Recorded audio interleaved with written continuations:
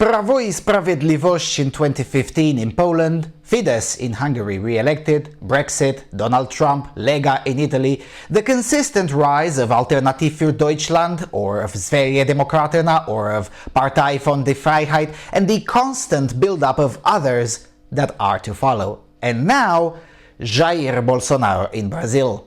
It's clearly working, and the left has a reason to be afraid.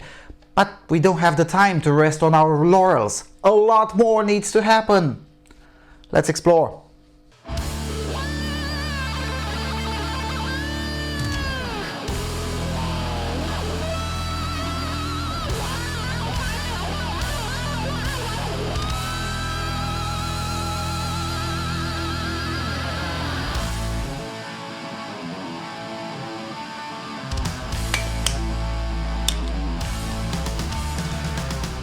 Hello everyone and welcome to the Freedom Alternative. Now I know I should be editing footage from the Middle East right now, but I couldn't pass the opportunity to say something about meu general Jair Bolsonaro's outstanding victory in the Brazilian elections. First of all, congratulations to all of the Brazilian conservatives and libertarians who I know for sure worked tirelessly for the last 10 years, and some of you even more than that, to quite literally create a right-wing electorate from the scratch in the country. I really do hope the Bolsonaro administration will bring the ordem e progresso that the national flag says it will, because boy, it is needed. Order by fixing the astonishingly high crime rate and progress away from the communist reflexes that the political and chattering class have been under for the last 20 years. I'm less optimistic than Bolsonaro's supporters that he will achieve much of that, but then again I was less optimistic about Donald Trump as well. It tends to pay dividends to work under low expectations. It sets the stage for being positively surprised and avoids disappointment. But it's not to congratulate Brazilian conservatives that I turned on the camera for this topic, though I am hoping to get a positive response on an interview with a highly influential Brazilian conservative to explain to me and to you all the Brazilian landscape in a more detailed fashion. Some of you out there have been pressuring me to speak about Brazil for the last 6 months or so, but I kept on avoiding the topic because I don't consider myself informed enough to go into the minutiae of things. However, I think I'm better informed than the cathedral media. Admittedly, that is quite a low bar. Most of the media lashed out at Jair Bolsonaro and the Brazilian people with the usual NPC mantras, crying out fascism, racism and other bullcrap that they themselves practice every single day and that the Brazilian left has been practicing for at least a decade, including and especially Partido dos Trabalhadores, a political party so corrupt and so downright evil that it's basically comical to see them accusing others of anything, really. The funniest part is when they accuse Jair Bolsonaro of violence, when in reality, up until the moment of this recording, the only ones engaging in violence were the left, up to and including an attempted assassination on the now president-elect of Brazil. But there is a reason for the cathedral media's paranoia that goes far beyond this particular election result. You see, Jair Bolsonaro's victory would not be a serious issue in a quote-unquote normal world by far-left standards. After all, the economical conditions in Brazil were essentially screaming for a national capitalist administration, which is exactly what Jair Bolsonaro is at the end of the day. A standard conservative with a few eccentric views, an explosive personality who happens to be liked by young people, and who knows how to meme. That's it. And for this man, out of conviction that the left can be beaten, tens of thousands of regular conservatives and libertarians who've been spending their time listening and reading to Olavo de Carvalho and foreign non-leftist content, all of these people decided to volunteer for Bolsonaro's campaign, not necessarily out of pure love for the long-time congressman, but out of the conviction that not only the left must be defeated, but that it can be defeated, even if just this time. And they hoped and they worked, oftentimes around the clock over the last 4 months, to make this happen, and they succeeded. and that's terrifying for the left.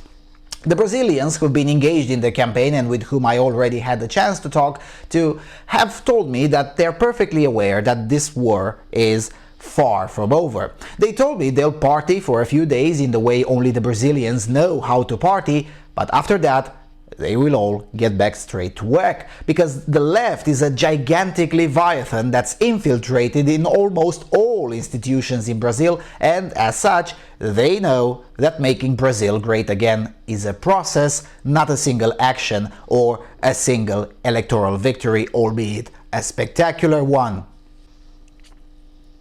And it is thus in this context that Bolsonaro emerged. The context in which the far left has been getting more and more kicks in the teeth almost everywhere. In the last 3 or 4 years, it's only in Germany and the Netherlands where the left hasn't lost at all, although even there the leftist establishment had to make a lot of compromises. Now there's news that Merkel might not even see this new year and will be replaced by an actual right-winger. I'm not holding my breath over that, but the point still does stand. The left has been losing ground for several years on the row almost everywhere in Europe and America, both North America and South America. I mean, heck, in Quebec, a libertarian conservative party outright won the elections. In freaking Quebec, where the notion of reducing the state and the immigration level was utterly haram just 4 years ago. Now think about that. You see, in other conditions, in other milieu, the transnational left could ignore someone like Viktor Orban, or even the Prawo i Sprawiedliwość cabinet in Poland could have been ignored. After all, Orban has been in power for quite some time now. His prime ministership didn't start in 2016, you know. Prawo i Sprawiedliwość has also been in power before, like in 2005, but that didn't constitute a European or global tragedy in the eyes of the left, even though the party had almost the same agenda then as it does now. But this time is different. You see, at least in the eyes of the left, now it is no longer the quote-unquote normal world. Now it is the world in which the progressive lunacy is seen right from the get-go as lunacy, and to their eternal shame, voters are increasingly finding the courage to express that loud and clear, unlike they were 5 or 10 years ago, when most of the electorate gave the impression that the sleepwalk into a far-left world is unstoppable. Unlike 2005, increasingly the conservatives of today are finding their inner resources to say, you know what, fuck this shit. No, I'm not going to be polite and intellectual with a bunch of lunatics who call me fascist because I believe men are men and women are women. No, your mother is a fascist, as Olavo de Carvalho would say and has been advising conservatives worldwide to say for years now. And this is extraordinary in and of itself. In a very short period of time, a lot more conservatives than in the last 30 years combined have figured it out that we're not fighting with reasonable and good people who happen to be wrong on policy, but we're literally fighting people who are hell-bent in destroying our families, our traditions, our countries, our economics, and our way of life that's been passed down to us for generations, and in the case of Europe, quite literally for millennia. We're fighting people who are hell-bent into pushing us to buy a VPN just so we can post a meme, read an article, or laugh at a joke without leftist filtering. In Europe, as a result of the disdainfully retarded GDPR policy, I've switched to permanent VPN usage because otherwise I can't read half of the news websites from the rest of the world. Soon enough, we might need an EU license just so we can meme, which is a meme in and of itself.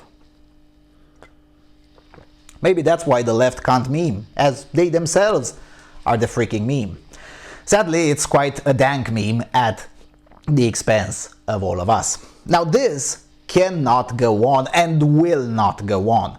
Just like in economics, social policy can only go so far until it starts turning ugly. The left will have to learn that the hard way if necessary. Because let's be clear, our enemy is the left, and it is the same left everywhere.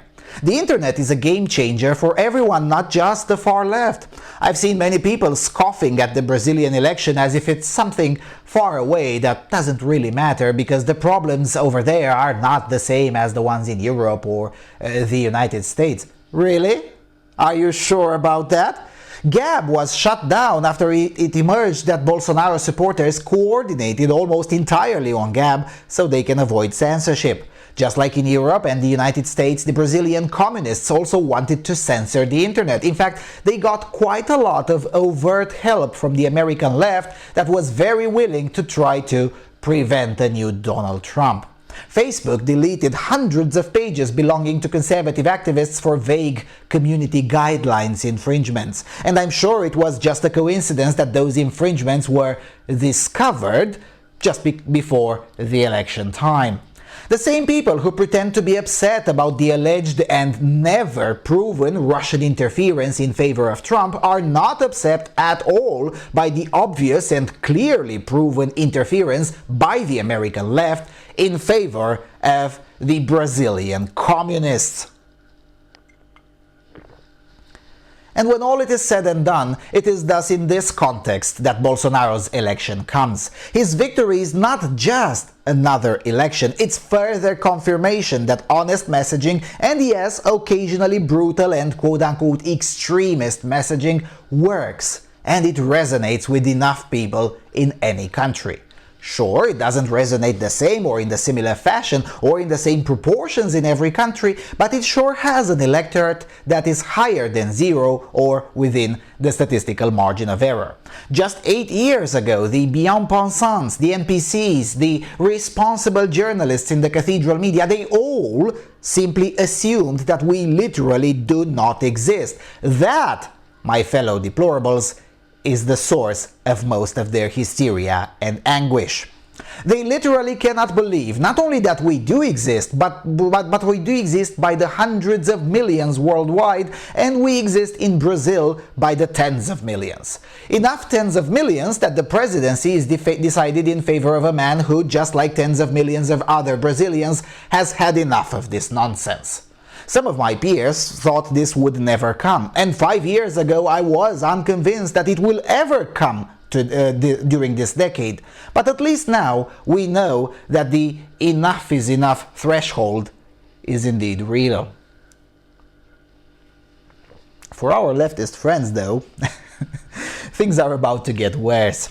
They wanted internationalism, and they are getting some internationalism. It's just not the kind of internationalism they were expecting.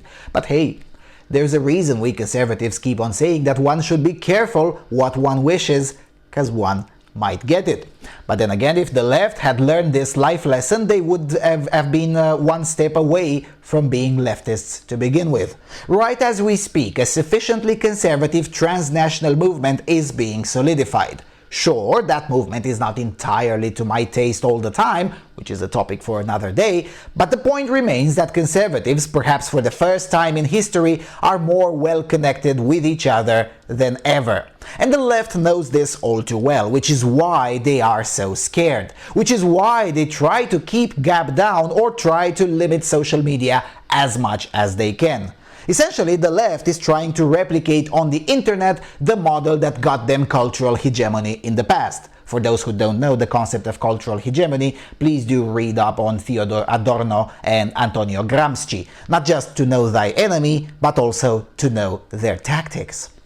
It's through those tactics that the left retained almost complete control of the narrative to such an extent that even today the cathedral media sounds literally the same. From Romania's Digi24 to France 24 to BBC to CNN to New York Times and to the Brazilian Record TV, they all sound exactly the same. You don't have to believe me. Look up for yourself how any media in any country describe the Brazilian election result. The word far right and also the word extremist is in nearly 100% of the cathedral media's headlines, even though it is factually wrong. It is a lie. And everyone knows it is a lie. Our task ahead of us is to dismantle, step by step, this entire network and build our own in the process. We've already been working on this, so it's nothing new. We just have to never relent and keep doing what we've been doing. Case in point, the New York Times, a former newspaper, made a video about what they viewed as being the strange fact that Brazilian women supported Jair Bolsonaro. The far leftist American paper is torn down into pieces in the comment section. That was unheard of 10 years ago. And it's not the only example. The Pravda on Hudson recently did a favorable write-up of the American Academy of Pediatrics' latest policy document, which quite literally favors filling up 4-year-olds with cross-sex hormones in the name of caring for the so-called transgender children. The comment section of that article tears the very idea to pieces. Even self-proclaimed progressives reacted with fury and asked, where will this lunacy stop? Don't you think for a second that the smarter ones on the left aren't seeing all of this? Because they do. Look, it was through revolution that these Bolsheviks, renamed progressives, ended up leading the narrative and most of the culture. And it will be through essentially a right-wing counter-revolution that their domination will be ended. And in the following months, I shall dedicate time to study how to do this, first of all by speaking with those who've already made progress on this. Brazil and Poland are primary sources at this point. Perhaps this would be a great time to let everyone know that I will be in Poland this month for a few days to catch the Independence March. Polish fans, please do drop me a line so we can chat. Anyway, both in Poland and in Brazil, the conservatives are young. Something that hasn't happened in decades and perhaps even centuries. That, my fellow deplorables, is something that needs to be studied and methodically replicated in every country where this is possible. We won't always be successful, but we need to understand that this is a longer war. It's bigger than the midterms or the Brazilian presidency or the next EU elections or whatever. We need to keep our eyes on the prize. And the prize is the culture. If we can make it to be cool again to be anti-feminist, anti-socialist, happily married, not on welfare, skeptical in face of change, particularly change for the sake of change, then we win.